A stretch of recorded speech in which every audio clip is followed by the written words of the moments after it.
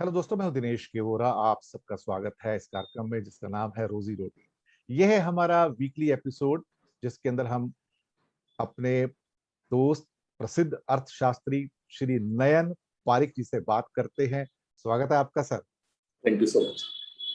रोजी रोटी कार्यक्रम आम आदमी के लिए है, आम इंसान के लिए है। आपके घर पर अर्थव्यवस्था का क्या असर पड़ता है? महंगाई बढ़े या शेयर मार्केट हो या रूपी ऊपर नीचे हो जाए, कोई भी घटना घटती है वो एक किस्म से हमारी रसोई के अंदर आके उसका इम्पैक्ट पड़ता है। हमारे बच्चों की फीस में उसका इम्पैक्ट पड़ता है, हमारे जो हेल्थ एक्सपेंसेस हैं उसके ऊपर इम्पैक्ट पड़ता है। रोजी रोटी वही कार्यक्रम है। आज उसका सेकंड एपिसोड। तो नयन जी, स्वागत है एक बार फिर से रोजी रोटी के अंदर। थैंक यू और सो मच।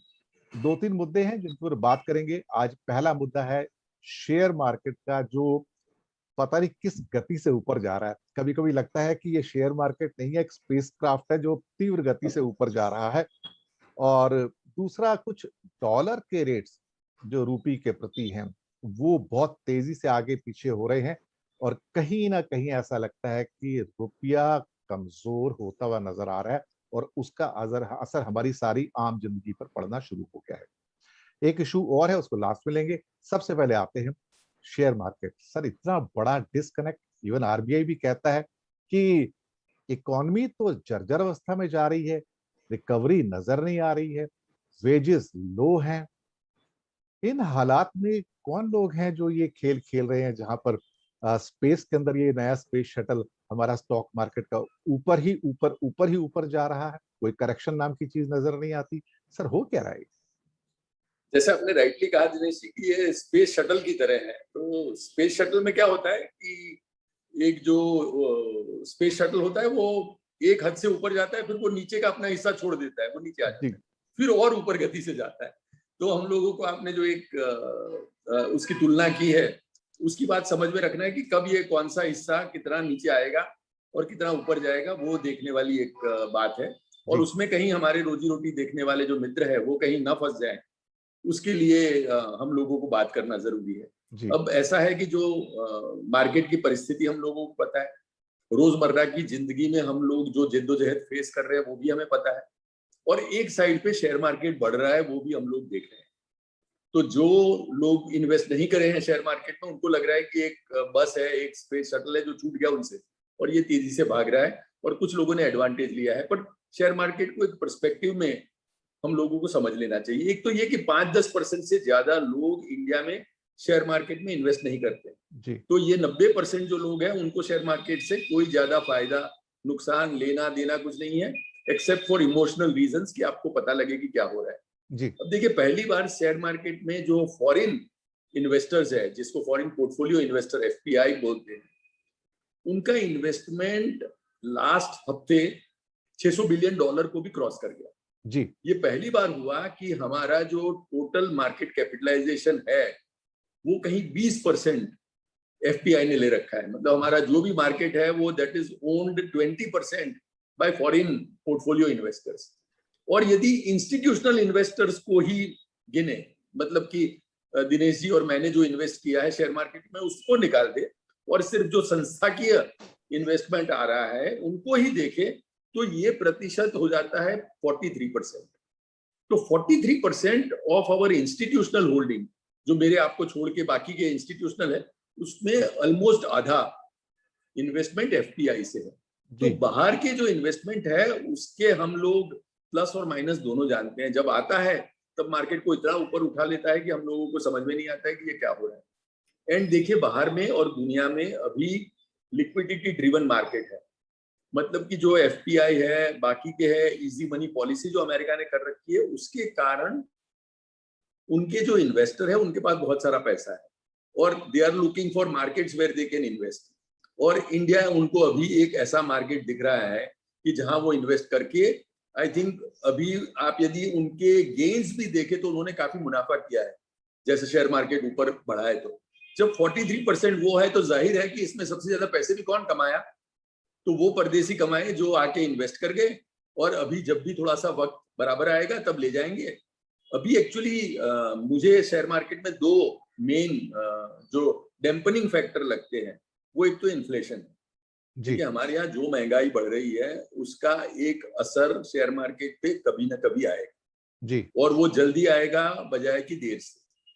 दूसरा एफपीआई का जो इन्वेस्टमेंट है, अभी लास्ट वीक की जो federal reserve, US federal reserve की मीटिंग थी, जिनमें मार्च में उन्होंने बोला था कि 2024 तक वो लोग इंटरेस्ट रेट नहीं बढ़ाएंगे, उसका रिवर्सल करके उन्होंने बोला है कि भाई इंटरेस्ट रेट जल्दी बढ़ जाएंगे और बहुत ज्यादा बढ़ेंगे। मतलब जो जीरो के आसपास है वो 0.6 तक ले जाने की उनकी एक इंडिकेशन सामने आई है। तो अब यदि अमेरिका में इन लोगों को कोई रिटर्न मिलना शुरू हो गया तो एफपीआई वगैरह अपना पैसा वहां ले जाना पसंद करेंगे, क्योंकि जी फिर उनको डॉलर का जो डेप्रिसिएशन है वगैरह उसका कोई भी खामियाना भुगतना नहीं पड़ेगा, और जो भी कमाएंगे वो उनके पास रहेगा। तो जी एक तो इंटरेस्ट का ये है। दूसरा मैं समझ रहा हूँ कि इंटरेस्ट यदि बढ़ता है अमेरिका में और उसके कारण यदि इंडिया में भी ग्लोबल ट्रेंड में बढ़ता है, तो उसके दो असर होंगे। एक तो ये कि इन्फ्लेशन बढ़ा है, दूसरा साथ में जो इंटरेस्ट बढ़ा है, तो कुछ एक जो पैसा लोग इक्विटी में डालते हैं, क्योंकि अभी डेट में कुछ मिलता ही नहीं है। आपने जैसे कहा फिक्स डिपॉजिट में 2-3-4% मिलता है, बाकी की जगह कम मिलता है, तो चलो इक्विटी में डाल के एक देख लेते हैं। ये तो वो जो इन्फ्लेशन कंपल्शन है, इन्फ्लेशन से भी कम है। बस तो वो जो एक कंपल्शन है वो निकल जाएगा। यदि इंटरेस्ट रेट थोड़े अच्छे होते हैं तो people might turn from share market to fixed rate instruments. तो इसीलिए थोड़ा सा एक तो शेयर मार्केट को वो असर करेगा यदि वो पैसा बाहर निकलता है। तो दूसरा, जब इंटरेस्ट रेट बढ़ते हैं तो हमारे जो कॉर्पोरेट्स हैं उनके परफॉर्मेंस कम आएंगे, क्योंकि इंटरेस्ट उनके लिए एक कॉस्ट है। उन्होंने जो भी बोरोइंग की है उसका उनका यदि इंटरेस्ट बढ़ता है तो उनका प्रॉफिट कम होगा। यदि प्रॉफिट कम होगा तो उसका पीई रेशियो, जो प्राइस अर्निंग रेशियो है, वो भी कम होगा और शेयर मार्केट को ये असर हो सकता है। तो इसीलिए मैं समझ रहा हूँ कि ये थोड़ी सी रोलर कोस्टर राइड है। अभी तो एकदम बढ़ा है, पर अभी जो आसार है वो लग रहे हैं कि कहीं ना कहीं इतना जल्दी नहीं मेरे ख्याल से, पर कहीं ना कहीं शॉर्ट और मीडियम टर्म में ये मार्केट में करेक्शन जरूर आएगा। और तब हमारे जो रोजी रोटी के देखने वाले ये मित्र है वो एक ध्यान रखे कि अभी के टाइम पे यदि इन्वेस्ट करना है तो अपनी कैपेसिटी से भी थोड़ा सा कम करें, वो करके देखते रहें। ऊपर से जब थोड़ा सा करेक्शन आए तब उनके लिए एक शेयर मार्केट में एंटर होने का अच्छा मौका होगा। अभी बेचने का टाइम है, लेने का टाइम नहीं है, वो एक देखने वाली बात है। तो ये, और हम लोग जब हर हफ्ते मिलते हैं तो 2-3 हफ्ते में जब मार्केट का थोड़ा करेक्शन आएगा तब उसकी बात करते रहेंगे। और हमारे जो मित्र उस पर थोड़ा सा काम करना चाहेंगे उसके लिए कोई ना कोई एक प्रैक्टिकल टिप्स जो है, प्रैक्टिकल गाइडेंस है, जो प्रैक्टिकल सूझ है हमारी, वो हम शेयर करते रहेंगे। जी जरूर। तो दोस्तों बहुत संभाल कर चलिएगा, क्योंकि शायद इंडिकेशंस कुछ लोग अब बात कर रहे हैं करेक्शंस के आने की। तो कहीं ऐसा ना हो कि इस पीक पीरियड में आप इन्वेस्ट कर लें और बाद में फिर आपको हाथ जलाने पड़े, क्योंकि फिर खबरें यही आएंगी कि आज इन्वेस्टर्स का 4 लाख करोड़ कम हो गया, 6 लाख करोड़ कम हो गया, 2 लाख करोड़ कम हो गया। तो ये खबरें तो प्रोमिनेंट हो जाती है, लेकिन जब ये चढ़ता है तो कोई नहीं कहता कि आज 6 लाख करोड़ के उनको राइज मिला, 4 लाख करोड़ का राइज मिला। ये खबरें तभी बनती है जब वो टूटता है, और तब ध्यान रखिएगा फिर आपको संभालने वाला कोई नहीं होगा। और दूसरी बात, इस क्षेत्र में कोई सिंपैथी नहीं है किसी की किसी के साथ। आपको जाना है इस खेल के मैदान में, जाइए, अपनी बुद्धिमत्ता का इस्तेमाल कीजिए और तभी उसमें उतरिए। और अगर कहीं आपने आंखें और कान बंद करके आपने इन्वेस्ट कर दिया तो फिर हाथ चलाने के अलावा कुछ बचेगा नहीं आपके पास। इनफैक्ट जी दिनेश जी, हमारे एक मित्र है वो इसको एक हमारा हिंदी फिल्मी सॉन्ग है उससे कंपेयर करते हैं, मोहब्बत की दुनिया में चलना संभल के, यहाँ जो भी आया गया हाथ मल के। वो क्या बोल रहे हैं शेयर बात है। मार्केट में यही है कि ज्यादातर लोग हाथ मल के जाते हैं, आपने जैसे कहा हाथ जला के जाते हैं। और जो बहुत स्मार्ट इन्वेस्टर है वही इसमें से, या लॉन्ग टर्म इन्वेस्टर है, वो इसमें से कोई 2 पैसे कमा सकते हैं, या एफपीआई वगैरह जो स्मार्ट इन्वेस्टर है वो आके कमा के चले जाते हैं। और वो जो जो जो हमारा गेन है वो कहीं विदेश चला जाता है। बिल्कुल आपने सही कहा कि वो, इसको जो नयन जी ने कहा कि जो एग्जाम्पल दिया अभी, बहुत सुंदर गाने वाला एग्जाम्पल दिया। तो मैं इसको थोड़ा सा जोड़ दूं कि जो हॉर्स रेसिंग होती है ना, उसके अंदर जीतते हारते सिर्फ घोड़े ही हैं। इंसान तो हारते ही हारते हैं, आज आप जीत जाओगे लेकिन अगले दिन आप हार ही जाओगे, क्योंकि अल्टीमेट यहाँ पे जो विनर है वो घोड़ा है, आप नहीं है। तो ध्यान रखिएगा इस बात को। ये कुछ हमारी स्टॉक मार्केट भी ऐसी है। दूसरी खबर जो मुख्य आज की, कि डॉलर का रेट कुछ ऐसा हो गया कि जहां रुपया कमजोर होकर टूटता हुआ नजर आ रहा है। और अभी जब हम प्रोग्राम रिकॉर्ड कर रहे हैं मंडे की मॉर्निंग यानी कि 21 को, तो अभी हमारे पास जो रेट सामने आ रही है 74 रुपीज क्रॉस कर चुका है। हालांकि 2-3 दिन पहले भी क्रॉस किया था, फिर थोड़ा सा 73-80 के आसपास आ गया था। अब वापिस से वो कमजोरी नजर आ रही है और इसका असर सभी इंपोर्ट्स पर पड़ेगा, इसमें कोई शक वाली बात नहीं। हो सकता है कुछ एक्सपोर्टर्स खुश भी हो जाए उससे, लेकिन इसमें बहुत ज्यादा खुश होने की बात नहीं है, क्योंकि India is a large scale importer of petroleum products, commodities and other things. तो आपकी घर की चीजें, चाहे खाद्य तेल हो, चाहे मेटल्स हो, चाहे सुपर स्पेशलिस्ट मेटल्स हो, सेमीकंडक्टर चिप्स हो, या फिर बाकी जो आपके घर में इस्तेमाल होने वाली चीजें हैं, TV, fridge, microwave, even electric fan और मिक्सर, वो भी महंगे हो रहे हैं। वैसे तो खबर आ चुकी है कि 1 जुलाई से महंगे होने जा रहे हैं और ये तीसरी बढ़ोतरी होगी इस साल में। सर, ये डॉलर के चक्कर में भारत का रुपया नीचे जा रहा है और सुना है 76 तक जा सकता है, क्या ये सही है? मैं समझ रहा हूँ कि जो रिजर्व बैंक ऑफ इंडिया की मंशा है वो ये है कि कहीं 72 से 76 की रेंज में रुपया रहे डॉलर के कंपैरिजन में। पर मैं मान रहा हूँ कि हमारे जो रोजी रोटी देखने वाले मित्र हैं उनके लिए ये समझना बहुत जरूरी है कि हर बार जब रुपया वीक होता है और डॉलर बढ़ता है, तब हमारी जेब से कुछ ना कुछ जाता है। क्योंकि हम लोग जो है वो, जैसे आपने कहा, नेट इंपोर्टर है, मतलब हमारा इंपोर्ट बिल एक्सपोर्ट की जो अर्निंग है उससे ज्यादा है और हमारा करंट अकाउंट डेफिसिट है। तो इसीलिए, और आमतौर पे जो हम इंसान हैं वो तो एक्सपोर्ट क्या करते हैं, हम और आप तो कोई एक्सपोर्ट करते नहीं है। हम ऊपर से ऐसी चीज इस्तेमाल करते हैं जो कि इम्पोर्टेड है। तो चाइना से आया हुआ मोबाइल फोन यूज करते हैं, अमेरिका से आया हुआ कोई आईटी गैजेट यूज करते हैं, बाकी कहीं ना कहीं क्रूड ऑयल हम लोग सब इस्तेमाल करते हैं।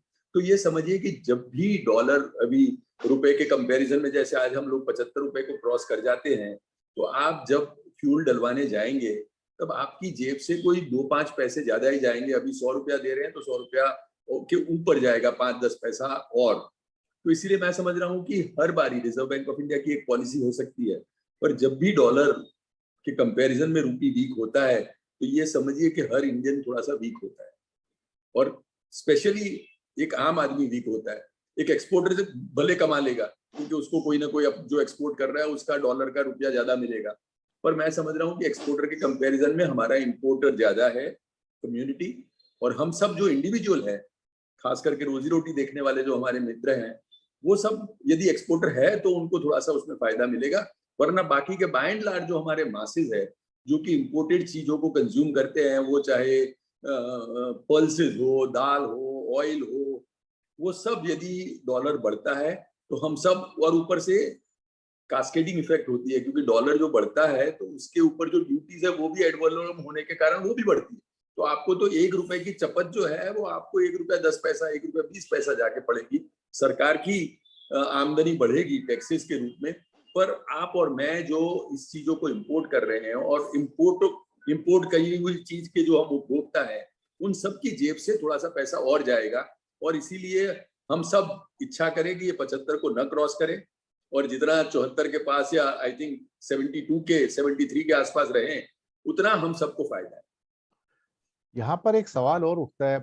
आजकल बहुत सारे टीवी पर कुछ कमेंटेटर्स आते हैं विभिन्न पार्टियों के, वो कहते हैं देखिए भारत कितना मजबूत है, हम करीब करीब $3.25 ट्रिलियन की इकोनॉमी है, $600 बिलियन का हमारा फॉरेन एक्सचेंज का भंडार है। आ, और एक कुछ शब्द ऐसे यूज किए जाते हैं कि जो मैक्रो इकोनॉमिक डेटा है भारत की इकोनॉमी के, वो बड़े साउंड हैं, बड़े मजबूत हैं। यानी कि कहने की कोशिश ये होती है कि हमारी नींव बड़ी मजबूत है और हम आगे की ओर बढ़ रहे हैं। और लॉन्ग टर्म में आप देखिए, अभी लॉन्ग टर्म का किस्सा तो हम कई सालों से सुन रहे हैं। जब 7 साल पहले मोदी सरकार आई थी तब भी कहा गया था कि लॉन्ग टर्म में आपको फायदा होगा। सर, ये कौन सा लॉन्ग टर्म की बात करते हैं? मुझे आज जीना है, मुझे रोटी आज चाहिए, आम आदमी को रोटी आज चाहिए, दाल आज खरीदनी है, आटा आज खरीदना है, चावल आज खरीदना है। हम फ्यूचर में नहीं जीते हैं, हम वर्तमान में जीते हैं। जब जीवन वर्तमान में है, चीजें खरीदनी वर्तमान में, पैसे वर्तमान में मिल रहे हैं, तो ये फ्यूचर में हमारी लाइफ अच्छी होगी। इसका जो एक मुलम्मा है, लॉलीपॉप है, इसका मतलब क्या है? इकोनॉमिक्स में जो हम सबने थोड़ा सा पढ़ी है इकोनॉमिक्स, तो इकोनॉमिक्स में हमारे यहाँ एक बहुत फेमस सेइंग है that in long run all of us are dead. तो ये एक समझ लेनी बात है कि लॉन्ग रन में तो देखिए आज 5-10 साल 15 साल 25 साल के बाद हम काफी लोग नहीं रहेंगे, तो इसीलिए लॉन्ग रन में क्या आता है उससे क्या फर्क पड़ता है, क्योंकि आप शायद रहे ना रहे, आपको जो फर्क पड़ता है वो आज क्या हो रहा है। और ये जो आज हो रहा है वो हम लोग यदि नहीं संभालेंगे तो लॉन्ग टर्म जिएंगे कैसे, वहां पहुंचेंगे कैसे जहां की एक रेनबो हमारे सामने है, या शायद हम देख रहे हैं उसको, या कुछ एक लोग देख रहे हैं। वहां तक पहुंचने के लिए भी तो आज जिंदा रहना जरूरी है। तो इसलिए मैं समझ रहा हूँ कि आपकी बात बिल्कुल सही है कि मैक्रो इकोनॉमी अच्छी होना अच्छी बात है। $600 बिलियन के रिजर्व होना बहुत अच्छी बात है। उससे आप यदि डॉलर के रेट मैनेज करके उसको 76 के ऊपर न जाने दे, बहुत अच्छी बात है। आपके पास यदि 12-15 महीने का इंपोर्ट का बिल करने के पैसे हैं, बहुत अच्छी बात है। पर जो हमारे रोजमर्रा के प्रश्न है, जो हमारे आम दर्शक है, जो रोज एक अपनी सिंपल जिंदगी जीते हैं, उनके लिए क्या है? उनके लिए $600 बिलियन में से ₹1 भी उनकी जेब में जाने वाला है क्या? कोई मीनिंग ही नहीं, मीनिंगलेस। तो इसीलिए उनके लिए तो ये सब आंकड़े हैं, स्टैटिस्टिक्स है, नंबर्स है। शायद अच्छे लगेंगे, पेपर पे पढ़ेंगे, बाकी करेंगे, पर आपको जो जिंदगी जीनी है उसमें वो कैसे काम आएंगे। तो मैं कह रहा हूँ $600 बिलियन है, और यदि रिजर्व बैंक ऑफ इंडिया और भारत सरकार इससे समझती है कि भाई $1 के करीब रुपी जो वीक होता है डॉलर के कंपैरिजन में, उसका क्या पेन एक आम आदमी को है, तो वो एक ऐसी रेंज डिफाइन करेगी जहां की हमारे पेट्रोल डीजल के दाम एक्चुअली कम हो। बढ़ने की तो बात ही छोड़ दीजिए, क्योंकि अभी वो गुंजाइश नहीं है। एक आम आदमी ऑलरेडी एक इतनी जद्दोजहद में है कि उसके लिए ₹100 के ऊपर 5 पैसा भी देना बहुत ही मुश्किल है। तो इसीलिए यदि फॉरेन एक्सचेंज रिजर्व्स हमारे पास है तो इसका अच्छा उपयोग ये है कि अभी हम डॉलर के कंपैरिजन में रुपये को थोड़ा सा स्ट्रॉन्ग रखें। और जो एक्सपोर्टर है वो फिर भी, क्योंकि एक इंस्टीट्यूशनल एक कंपनी है, वो अपने आप को संभाल सकती है। पर यदि हम अपने जो इतने करोड़ों लोग जो आम आदमी है उनका ध्यान रखें, तो मैं समझ रहा हूँ कि इसको 74-73 से नीचे लाके अपना जो क्रूड ऑयल का पैसा है उसका इंपोर्ट बिल में बचाएं। हमारे पास जो जिस आदमी को फ्यूल डलवाने जाना है उसको कोई राहत मिले कि उसको 100 की जगह ₹90 पे पेट्रोल मिले। हमारे जो दाल और ऑयल कंज्यूम करने वाले जो हर कोई है, आप है, मैं हूँ, सब है, उनके लिए कोई प्राइसेस में कम हो, क्योंकि हमारा रुपी थोड़ा सा स्ट्रांग हुआ है। ये मेरे ख्याल से अच्छे खबर होंगे। तो मैक्रो इकोनॉमिक्स पढ़ने में अच्छी लगती है, मेरे और आपके चर्चा करने में या टीवी पे शो में अच्छा लगता है, पर हम लोग रोजी रोटी के द्वारा तो मेरे ख्याल से एक ऐसे प्रश्न को समझना चाहते हैं जो कि एक आम आदमी के जीवन में है, और उसके जीवन में क्या है उसकी हम लोग बात करें तो ये आंकड़े की जगह वो हर रोज जब ऑयल खरीदता है, जो पल्स खरीदता है, जब पेट्रोल डलवाता है, उसकी जेब से क्या जाता है, उसका महत्व। बिल्कुल बिल्कुल सही कहा। तो दोस्तों, ये जो लॉन्ग रन की बात है ये ऐसे होती है जैसे वो डोंकी के सामने कैरेट लटकता रहता है ना, तो वो आप सोचते हो कि ये कैरेट कितना ऑरेंज है, कितना स्वादिष्ट होगा, तो बस ये सोच के, लेकिन आपको कैरेट मिलती नहीं है। मैं आपको बताऊं, वो लॉन्ग रन का जो मुलम्मा है, वो एक जो एक लॉलीपॉप है, वो ऐसे ही रहता है। और दूसरी बात, सरकार की एक और भी थ्योरी है। सरकार समझती है सिर्फ मेरे पास ही पैसे नहीं है, बाकी सबके पास पैसे हैं। जो हमारी जनता है वो धन कुबेर है, और उनके पास इतना पैसा है कि जितना मर्जी टैक्स मार लो उनको तो देना ही पड़ेगा। तो ये भी एक अजीब सी थ्योरी है कि जहां सरकार कहती है सिर्फ मेरे पास पैसे नहीं है, मुझे पैसों की कमी है, लेकिन सरकार ये नहीं कहती कि जो बेचारे नागरिक हैं वो भी तो बड़ी मुश्किल से अपनी रोजी रोटी चलाते हैं, उनके पास भी कहाँ पैसे हैं। और अब जिनके पास 4 पैसे, उनमें से भी 1 पैसा ले लेते हो, तो वो बेचारे की हालत तो और नाजुक हो जाती है ना। ये बात कुछ ऐसी हुई कि पिछले 1.5 साल के अंदर हर व्यक्ति की इनकम में कमी आई है। 97% लोग जो हैं जिनकी वेजेस कम हुए हैं या स्टैग्नेंट हुए हैं। और एक Tata institute of social sciences की रिपोर्ट कल के हिंदुस्तान टाइम्स में थी, जो जुलाई में रिलीज होने जा रही है, उसके एक्सेप्ट्स कल आ गए हैं, जिसमें बताया गया मुंबई के अंदर पूरा उनका सर्वे किया गया, 26,000 घरों का 97,000 से ज्यादा उन्होंने पुरुष, महिलाओं और बच्चों को उनका इंटरव्यू लिया, और उन्होंने बताया कि उनकी इनकम मुंबई शहर के अंदर 47% डाउन हुई है। उनके पास रेंट देने को पैसे नहीं बचे, बच्चों की फीस के पैसे नहीं बचे, हेल्थ के पैसे नहीं बचे, आउट ऑफ पॉकेट जो एक्सपेंसेस होते हैं हेल्थ के, उसके लिए उनको लोन लेने पड़ गए, सोना बेचना पड़ गया, या कुछ और एसेट थे वो गिरवी रखने पड़ गए। ये रिपोर्ट अपने किस्म की पहली ऐसी रिपोर्ट है Tata institute of social sciences की, जो है तो मुंबई के ऊपर, लेकिन शायद ये ओवरऑल पूरे भारत का प्रतिनिधित्व कर सकती है, क्योंकि ये पहली ऐसी कंपोजिट रिपोर्ट आई है कि गरीबी के हालात कोविड की वजह से कैसे हुए। यहां पर हम एक आखिरी मुद्दे पे आते हैं। मुद्दा यह है कि वेजेस तो हो गए स्टैग्नेंट और बिल्कुल बढ़ नहीं रहे हैं, सिवाय कुछ लोगों की दौलत बढ़ रही है, वो आपको पता है, मैं नाम क्या लूंगा, आप जग जाहिर है। बाकी 97% की या तो वेजेस कम हुए या स्टैग्नेंट है, ज्यादा करके तो कम हुए, स्टैग्नेंट वाले तो बहुत कम है। अब इसी दौरान में इसी स्टैग्नेंट वेजेस के अंदर आपके टैक्स का जो आउटवे वो बढ़ गया है, क्योंकि कस्टम्स ड्यूटी बढ़ी है पीछे काफी, बाकी टैक्सेस बढ़े हैं, पेट्रोल के ऊपर टैक्सेस बढ़े हैं। जो चीज आप 95 रुपए खरीदते थी, आज मुंबई के अंदर मैं 103 104 रुपए का पेट्रोल खरीदता हूँ, तो मेरी जेब से टैक्स ज्यादा जा रहा है, जबकि इनकम मेरी सेम है। अब ये एक दोहरा टॉर्चर है, जहां पे मेरी इनकम तो डाउन हो रही है, लेकिन मेरे से जो टैक्स का आउटगो है वो ज्यादा है। खाद्य तेलों के ऊपर जो ऑलमोस्ट 200 रुपए पर लीटर पे है, 35% की कस्टम्स ड्यूटीज है, और उसके बाद जो जीएसटी वगैरह लगता है, लोकल टैक्सेस, वो अलग से है, मैं आपको बताऊं। तो वहां पे सरकार ने एक ऑर्डर दिया कि हाँ हम कम कर रहे हैं, ऑर्डर ही वापस ले लिया अगले दिन, कि खाद्य तेलों पे जो महंगाई का हमने छूट देनी थी वो वापस ले ली, और ये कहा कि हम कुछ नई स्ट्रेटजी लगाएंगे इसको दामों को कम करने की। तो फिर से दाम वहीं के वहीं आ गए। सर, जब वेजेस कम हो रहे हो, स्टैग्नेंट हो, और हमारे टैक्सेस सरकार ज्यादा वसूल कर रही हो, तो मैं गरीब बनूंगा या अमीर बनूंगा? मैं समझ रहा हूँ कि टैक्सेस का एक बेसिक पर्पस जो है सरकार का है, वो एक रॉबिनहुड की तरह होना चाहिए, कि आप जो पैसे वाले लोग हैं उनसे लेके जो नहीं अफोर्डिंग है लोग, उनको वो बांटे।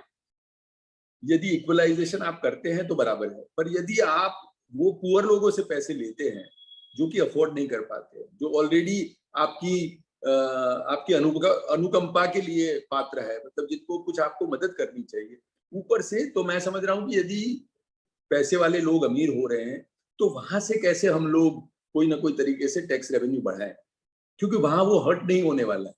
यदि जो रिचेस्ट हमारे लोग हैं, जो बिलियनर्स हैं, उनसे आप कोई पैसे ले अभी के वक्त में, तो क्या मुश्किल है? आई थिंक उनके पास, वो तो अभी रिच और रिच हो रहे हैं, उनके पास से टैक्सेस ले, उनके पास से चाहे तो आप बॉन्ड्स करके पैसे इकट्ठे करिए, लोन लीजिए, इंटरेस्ट फ्री लोन लीजिए। ये सब चीजें करने का अभी वक्त है कि आप उनसे पैसे लें। और जो गरीब लोग हैं, जिनको जैसे आपने कहा, हमारे यहाँ आपने जो दो बात कही, उसके अलावा तीसरी बात मैं ये जोड़ूंगा कि यदि आप ऑयल तो थोड़ा सा कम भी करें, आप थोड़े से पल्सेस कम भी खाएं, पर जो अभी का सर्वे हुआ है ऑन हेल्थ केयर एक्सपेंडिचर, हमारे यहाँ जो बिहार और यूपी और गरीब देश राज्य है, उसमें जो पर्सनल इम्पैक्ट है हॉस्पिटल बिल का, वो 99% है। यस, मतलब कि एक आज गरीब की जो रिपोर्ट है। इंसान है, पूरे देश की बात करें तो अबाउट 2/3 आदमी को खुद बेयर करना पड़ता है, और आउट वो ऑफ ऐसे पॉकेट लोग एक्सपेंस है। जिनके पास पैसे नहीं। अब जो अपनी बीवी या अपने हस्बैंड को देख रही है कोविड में सफर करते हुए, उनके पास कोई चारा है क्या? उनको उनको हॉस्पिटल में ले ही जाना है, उनको ट्रीटमेंट देनी ही है, उसके लिए पैसे बोरो भी करने हैं, और वो पैसे जो है वो उनको रीपे करने का अभी कोई भी प्रावधान नहीं है, उनके पास कोई व्यवस्था नहीं है। पर सिर्फ पैसे न होने के कारण वो अपने डियर वंस को मरने भी नहीं दे सकते। तो हमारे यहाँ जो ओवरऑल 2/3 ऑफ हेल्थ केयर के एक्सपेंसेस है, वो हम पर्सनली बेयर करते हैं। उसको कैसे हम रिवर्स करें कि भाई जो भी हेल्थ केयर के एक्सपेंडिचर है वर्ल्ड ओवर, उसमें सरकार का एक अहम हिस्सा रहता है। चाइना में जैसे 2/3 सरकार देती है, 1/3 आपको बेयर करना होता है। हमारे यहाँ उल्टा है, 2/3 आपको इंडिविजुअली बेयर करना होता है, 1/3 सरकार देती है। पूरे देश में गरीब राज्यों में गरीब लोगों के लिए तो वो और भी मुश्किल है, 90% के ऊपर हो जाता है।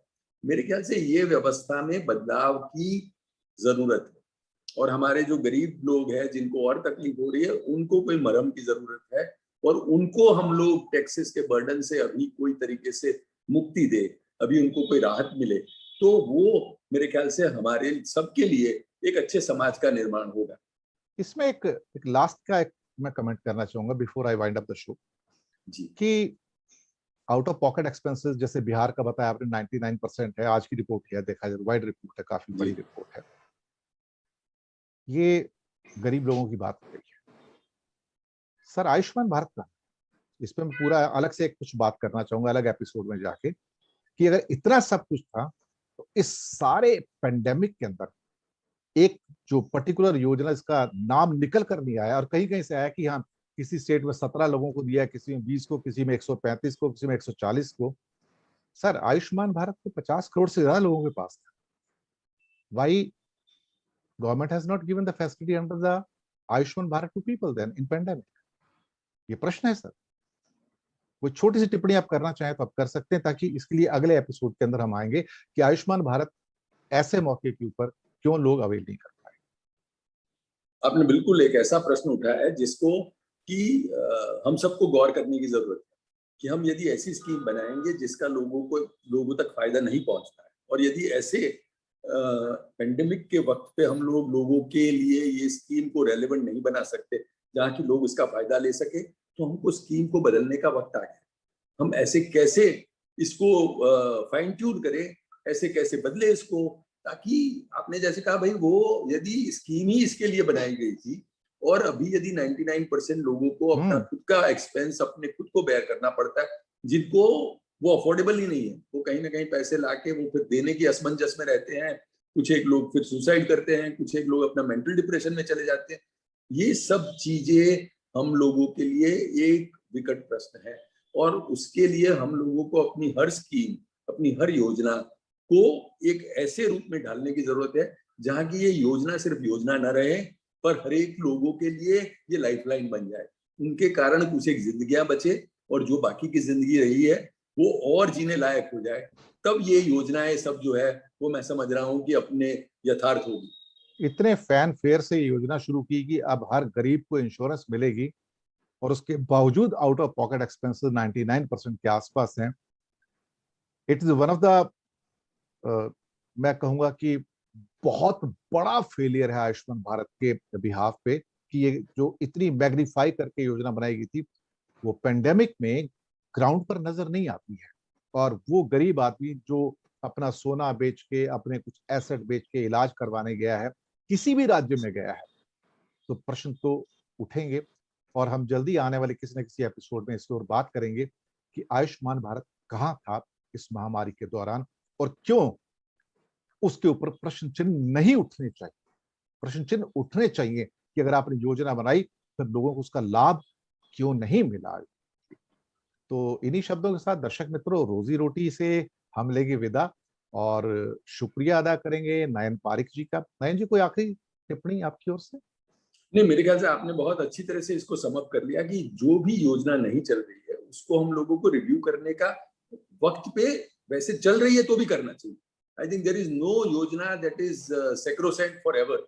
आप उसको हमेशा रिव्यू तो करिए कि ये योजना बनी है, अब 6 महीने में क्या परफॉर्मेंस हुआ, और 6 महीने में उसका स्कोर कार्ड बना के हर किसी को दीजिए, आम जनता को उपलब्ध कराइए कि भाई ये चीज हो रही है, एंड लोगों के सजेशन मंगाइए कि कैसे है।